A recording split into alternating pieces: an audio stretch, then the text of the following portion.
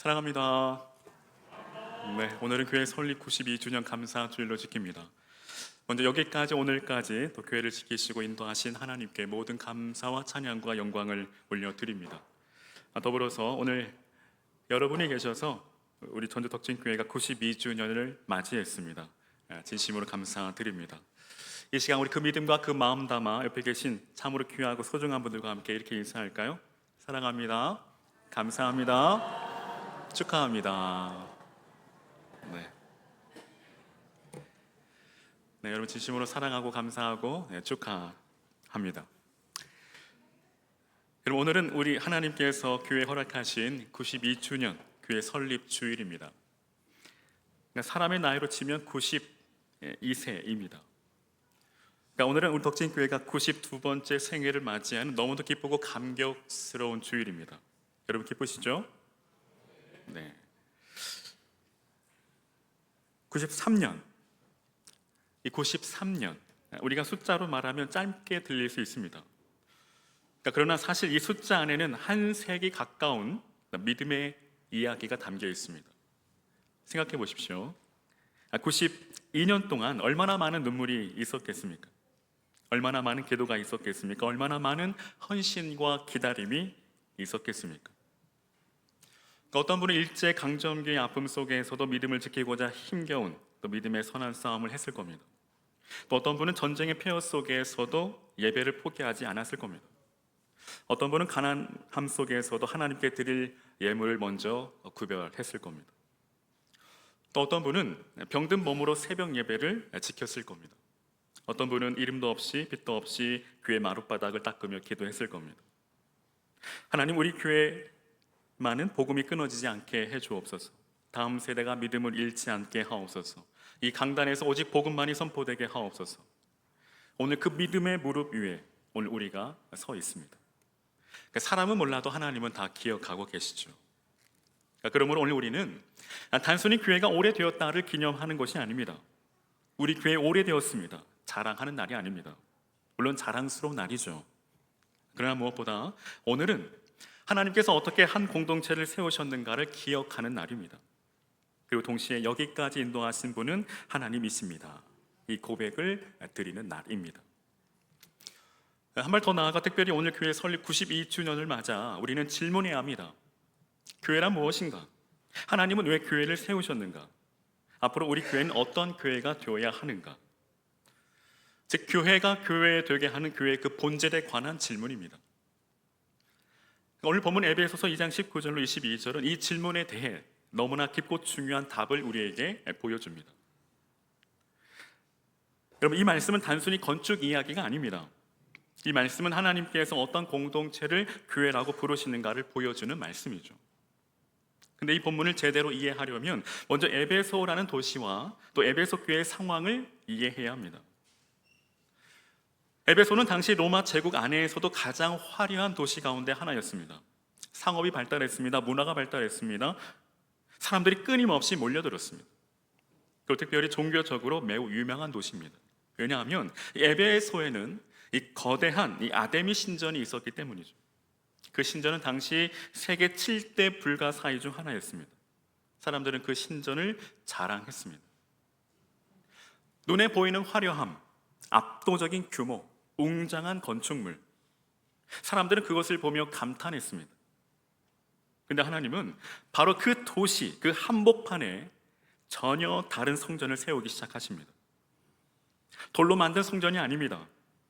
예수 믿는 사람들로 이루어진 성전입니다. 그리고 이것이 오늘 본문의 핵심입니다.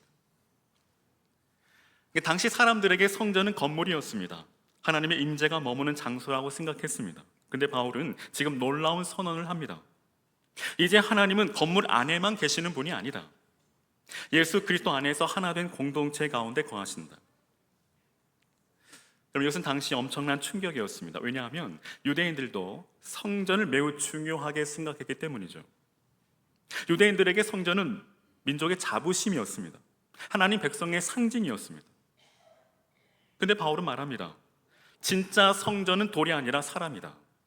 진짜 성전은 예수 안에서 하나 된 공동체다. 그리고 이 말씀이 더 놀라운 이유가 있습니다. 이 에베소 교회 안에는 유대인과 이방인이 함께 있었기 때문이죠. 원래 이 둘은 절대 가까워질 수 없는 사이입니다.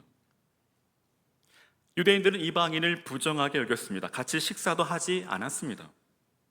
그러나 예수님의 십자가는 그 담을 허무셨습니다. 그래서 사도 바울은 에베소서 2장 14절에 이렇게 말합니다.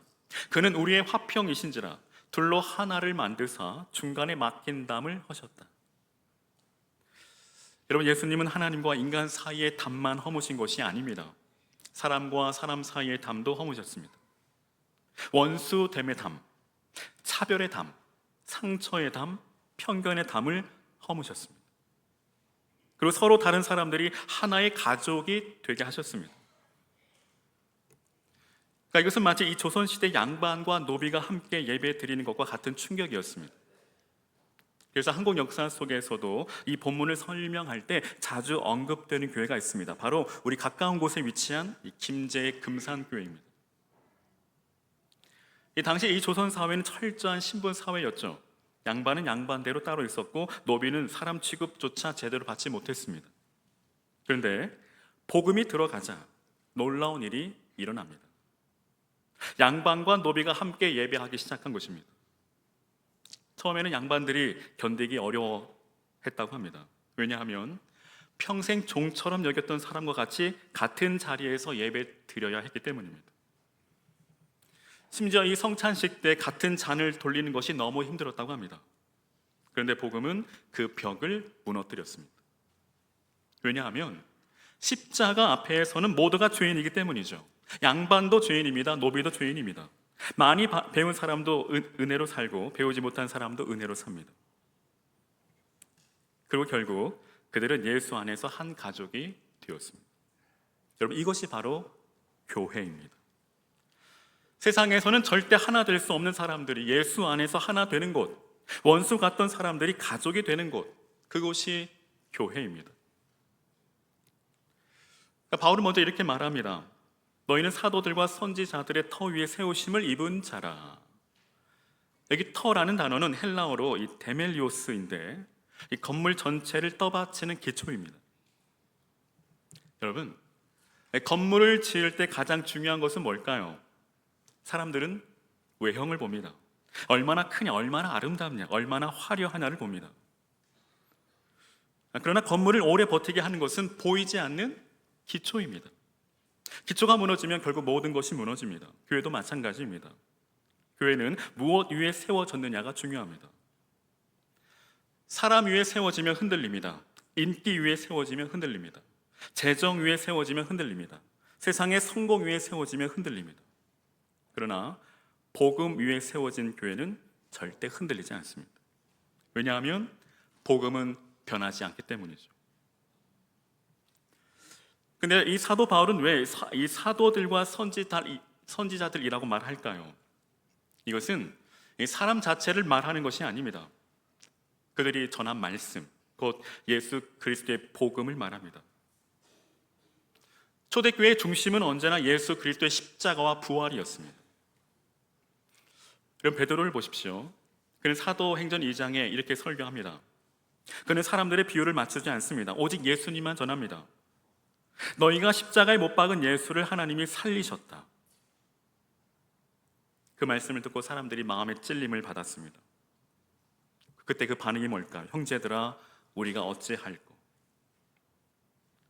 무엇이 그 사람들의 심장을 찔렀을까요? 바로 복음입니다. 여러분, 복음은 단순한 종교 지식이 아닙니다. 복음은 죽은 영혼을 살리는 하나님의 능력입니다. 사도 바울 로마서 1장 16절에 이렇게 말합니다. 복음은 모든 믿는 자에게 구원을 주시는 하나님의 능력이라. 여기서 능력은 헬라어로 폭발적인 힘을 말합니다. 즉 복음은 죽은 영혼을 깨우는 하나님의 생명력입니다. 그래서 교회 안에 복음이 살아있으면 회개가 살아납니다. 복음이 살아있으면 기도가 살아납니다. 복음이 살아있으면 예배가 살아납니다. 복음이 살아있으면 영혼을 향한 눈물이 살아납니다. 그러나 복음이 사라지면 교회는 종교 기관처럼 변합니다. 그저 껍데기뿐이라는 것입니다. 모임은 있는데 생명이 없습니다. 행사는 있는데 회개가 없습니다. 예배는 드리는데 하나님을 향한 갈망이 없습니다. 여러분, 이스라엘이 무너질 때를 보십시오. 사사기 마지막은 이렇게 기록합니다. 사람마다 자기 소견에 옳은 대로 행하였더라. 왜 이렇게 되었을까요? 바로 하나님의 말씀이 그 중심에서 사라졌기 때문입니다. 복음이 중심에서 사라지면 사람의 생각이 중심이 됩니다. 그러면 결국 교회는 세상과 전혀 다를 바가 없습니다. 사랑하는 여러분, 92년 동안 우리 교회를 붙들어 온 것은 건물이 아닙니다. 바로 복음입니다. 새벽마다 교회를 위해 울던 그 눈물의 기도입니다. 먹고 살기 어려워도 교회를 먼저 세우려 했던 믿음입니다. 비가 새는 예배당에서도 뜨겁게 찬양했던 신앙입니다. 그 시대 사람들은 환경이 좋아서 신앙생활을 한 것이 아닙니다. 예수님이 너무 소중했기 때문입니다. 그러므로 교회가 진짜 살아있으려면 복음이 강단에서 살아있어야 합니다. 즉 십자가와 부활의 복음이 선포되어야 합니다. 주에 대한 회개가 되어야 합니다. 회개가 있어야 합니다. 예수님 없이는 살 수 없다는 절박함이 있어야 합니다. 여러분, 오늘날 교회가 가장 위험할 때는 언제일까요? 여러분, 핍박받을 때가 아닙니다. 예수님 없이도 교회가 굴러가는 것처럼 보일 때, 그때가 가장 위험합니다. 위기입니다. 즉 기도 없어도 되는 것 같고, 회개 없어도 되는 것 같고, 복음 없어도 되는 것 같고, 십자가 없어도 되는 것 같을 때 교회는 가장 위험합니다. 왜냐하면 교회는 본질을 잃어버렸기 때문이죠. 여러분, 라오디게아 교회를 보십시오. 겉으로는 부요했습니다. 겉으로는 성공한 것 같았습니다. 근데 주님은 말씀하시죠. 내가 말하기를 나는 부자라 부유하여 부족한 것이 없다 하나 실상은 곤고하고 가련하고 가난하고 눈멀고 벗은 자니라. 벌거벗은 자니라 하고 말씀합니다. 왜 이렇게 되었을까요? 바로 복음보다 세상의 풍요가 중심이 되었기 때문입니다. 그러므로 저와 여러분, 92주년을 맞이한 오늘 우리 덕진교회가 가장 먼저 붙들어야 할 것은 얼마나 커졌느냐가 아닙니다. 복음이 살아있느냐입니다. 우리 예배가 복음 위에 서 있느냐입니다. 우리 교육이 복음 위에 서 있느냐 하는 것입니다. 우리의 봉사가 복음 위에 서야 합니다. 우리의 회의와 결정도 복음 위에 서야 합니다. 왜냐하면 교회는 복음의 터 위에 세워질 때만 살아있기 때문입니다. 그러니까 바울은 이어서 말합니다. 그리스도 예수께서 친히 모퉁이 돌이 되셨느니라. 여기 모퉁이 돌은 이 헬라어로 중요한 이 돌을 가리키는데 이 건물 전체 방향을 결정하는 돌입니다. 그러니까 이 돌이 삐뚤어지면 벽도 삐뚤어지고 지붕도 삐뚤어지고 건물 전체가 무너지고 맙니다. 즉 바울은 지금 이렇게 말하고 있죠. 교회의 기준은 바로 예수님이시다.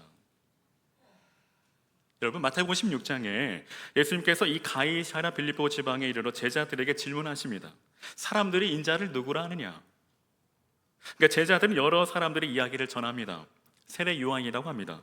엘리야라고 합니다. 에레미야나 선지자 중 하나라고 합니다. 그때 예수님은 다시 질문하시죠.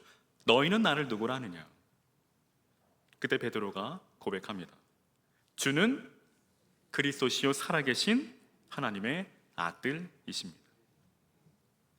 그리고 바로 예수님께서 베드로의 그 신앙 고백을 들으신 후 내가 이 반석 위에 교회를 세우리니 음부의 권세가 이기지 못하리라고 말씀하십니다.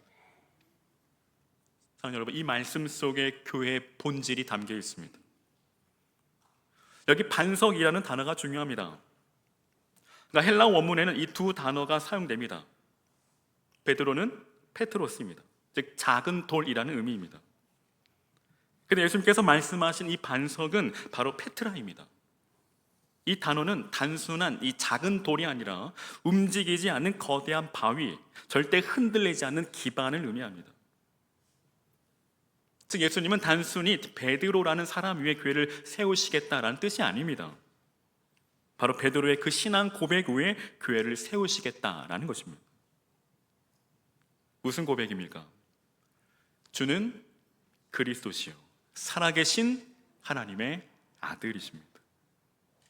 바로 이 복음의 고백입니다. 사랑하는 여러분, 교회는 건물 위에 세워진 공동체가 아닙니다. 복음 위에 세워진 공동체입니다. 예수님이 누구신지 아는 고백 위에 세워진 공동체입니다. 사랑하는 여러분, 교회의 중심은 프로그램이 아닙니다. 사람이 아닙니다. 전통이 아닙니다. 오직 예수 그리스도이십니다. 그래서 교회는 끊임없이 복음을 붙들어야 합니다. 왜냐하면 복음을 놓치면 교회는 존재 이유를 잃어버리기 때문입니다.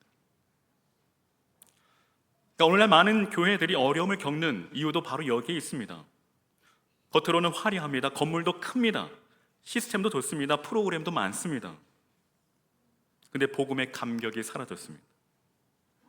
그러면 교회는 점점 종교기관처럼 변질됩니다. 사랑하는 여러분, 교회는 살아있는 공동체입니다. 왜냐하면 살아계신 예수님 위에 세워졌기 때문입니다. 예수님은 분명히 말씀하십니다. 내가 이 반석 위에 내 교회를 세우리니. 여러분, 교회의 주인은 누구이십니까? 목사일까요? 장로입니까? 권사입니까? 교회의 주인은 여러분도 아니고 오직 예수 그리스도이십니다. 교회의 기초는 복음입니다. 교회의 능력은 성령입니다. 교회의 사명은 영혼 구원입니다. 그러므로 앞으로도 우리 전도석진 교회는 사람을 자랑하는 교회가 아니라 예수님을 자랑하는 교회, 건물보다 영혼을 사랑하는 교회, 프로그램보다 기도를 붙드는 교회, 다음 세대를 살리는 교회, 복음의 감격을 잃지 않는 교회가 되기를 축복합니다. 그러나 여러분, 교회의 중심이 사람이 되면 반드시 흔들립니다. 반드시 깨어집니다. 분열됩니다. 무너집니다. 목회자가 중심이 되면 흔들립니다. 재정이 중심이 되면 흔들립니다. 세상의 성공이 중심이 되면 교회는 흔들립니다. 오직 예수님만 중심이 되셔야 합니다. 왜냐하면 교회는 예수님의 몸이기 때문입니다. 근데 오늘날 가장 위험한 것은 교회가 예수 중심에서 사람 중심으로 바뀌어져 간다는 것입니다. 내가 만족하는가? 내 감정이 좋은가? 내 스타일에 맞는가? 즉 내가 중심이 되면, 내 감정이, 내 만족이 중심이 되면 교회는 소비 공간이 됩니다. 그러나 여러분, 교회는 소비하는 곳이 아닙니다. 교회는 십자가를 지는 곳입니다. 낮아지는 곳입니다. 섬기는 곳입니다. 사랑하는 여러분, 교회는 은혜 아니면 살 수 없는 사람들이 예수님의 그 십자가 아래 함께 모인 공동체입니다. 십자가 앞에서는 목사도 죄인이고 장로도 죄인이고 권사도 죄인이고 새가족도 죄인입니다. 모두가 은혜로 사는 존재입니다. 그래서 예수님이 중심이 되면 교회는 낮아집니다. 서로 섬기게 됩니다. 서로 품게 됩니다. 서로 경쟁자가 아니라 가족으로 보게 됩니다. 여러분, 고린도 교회를 보십시오. 나는 바울에게, 나는 아볼로에게, 나는 게바에게 사람이 중심이 되니 어떻게 됐을까요? 교회가 갈라집니다. 그러나 바울은 말합니다. 그리스도께서 어찌 나뉘었느냐? 교회는 사람 중심이 되면 반드시 분열됩니다. 그러나 십자가 중심이 되면 하나 됩니다.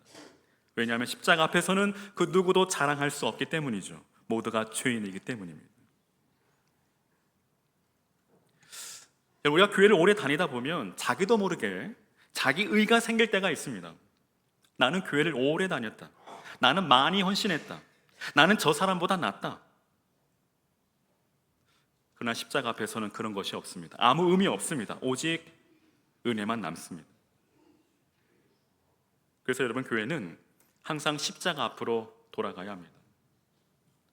92년 된 교회라도 매일 십자가 앞으로 나아가야 합니다.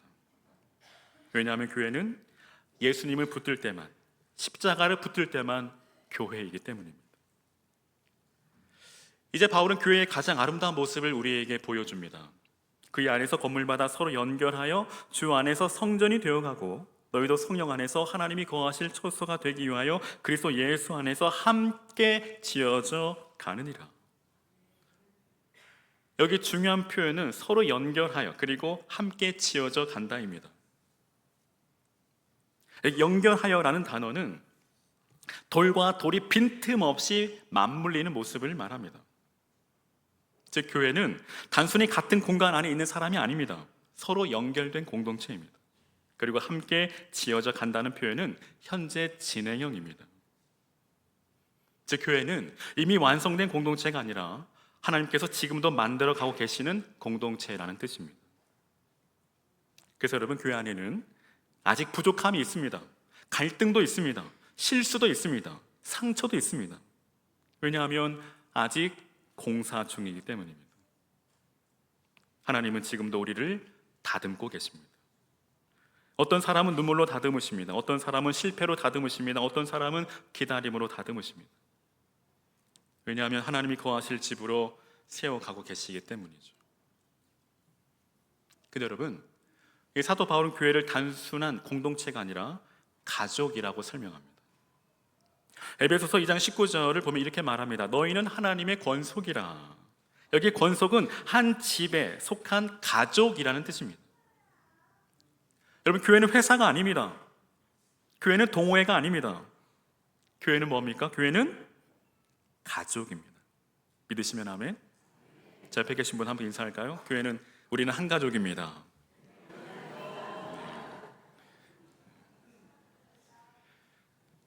여러분, 가족은 완벽해서 함께 있는 곳이 아닙니다. 부족해도 함께 갑니다. 실수해도 품어줍니다. 속상해도 끊어지지 않습니다. 왜냐하면 가족이기 때문입니다. 여러분, 초대교회가 왜 강했을까요? 서로 사랑했기 때문입니다. 사도행전 2장을 보면 자기 재산을 팔아 어려운 사람들을 도왔습니다. 왜 그렇게 했을까요? 돈이 많아서일까요? 가족이라 생각했기 때문입니다. 저 사람이 내 형제다, 저 사람이 내 자매다, 이 마음이 있었기 때문입니다. 그래서 여러분, 세상이 놀랐습니다. 보라, 저들이 서로 사랑하는 것을. 사랑하는 여러분, 92년 동안 하나님께서 우리 교회를 붙드신 이유도 바로 여기에 있습니다. 함께 울어준 사람들이 있었기 때문입니다. 교회를 가족처럼 사랑한 사람들이 있었기 때문입니다. 새벽마다 교회를 위해 기도한 우리 어머님들이 계셨기 때문입니다. 이름도 없이 빛도 없이 식당에서 봉사한 손길들이 있었기 때문입니다. 아무도 몰라줘도 교회를 청소하며 기도한 성도들이 있었기 때문입니다.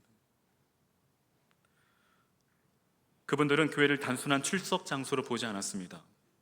가족으로 보았습니다. 그래서 교회가 아프면 함께 아파했고, 교회가 기뻐하면 함께 기뻐했습니다.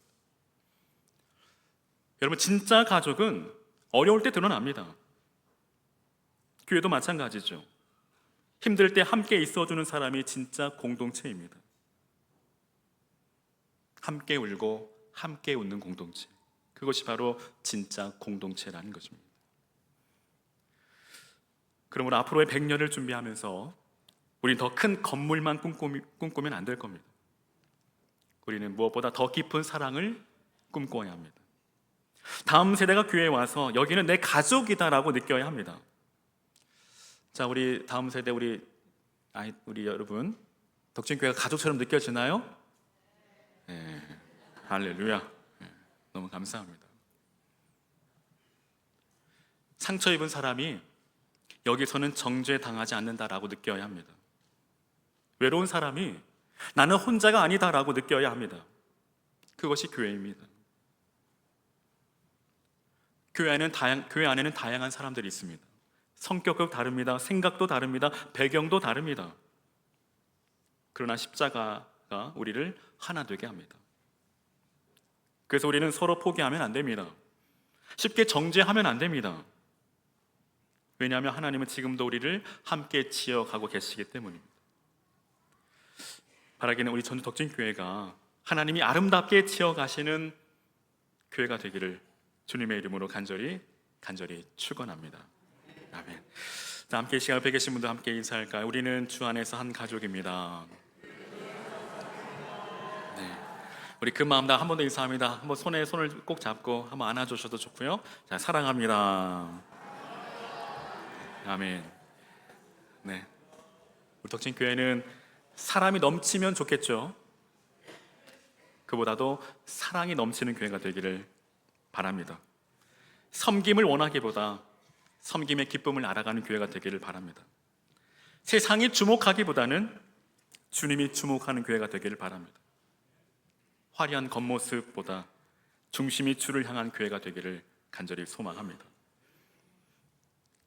내 작은 생각보다 하나됨의 소중함을 아는 교회, 세상에 알려지기보다 서로가 서로를 깊이 알아가는 교회, 그럼 우리 던주석주교회가 되기를 다시 한번 주의 이름으로 간절히 축원합니다.